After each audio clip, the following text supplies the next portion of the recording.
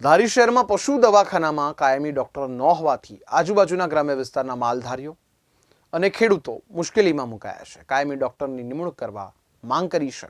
ધારીના પશુ દવાખાનાનું આ ખખડધજ building, doctor વિહોણા આ પશુ દવાખાનામાં કોઈ પણ જવાબદાર ડોક્ટરની નિમણૂક કરવામાં નથી આવી. પશુપાલન સાથે સંકળાયેલા માલધારી, ખેડૂતો, એકલ દોકલ પશુઓ ઘેરે પાળવાનો શોખ ધરાવતા લોકો જ્યારે પણ પશુ દવાખાને પોતાના મૂંગા પશુઓ માટે સારવાર કરાવવા આવે છે ત્યારે જવાબદાર ડોક્ટરની જગ્યાએ અન્ય કર્મચારીઓ પોતાના અનુભવ પ્રમાણે સારવાર કરે છે.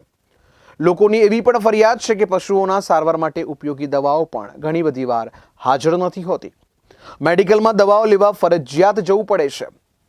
આમ તો અત્યારે કોઈ પણ લોકો પશુ માટેની સારવાર કરાવવા આવ્યા નથી, પરંતુ તેમ છતાં ઇમરજન્સી કોઈ પશુ બીમાર પડે તો શું થાય?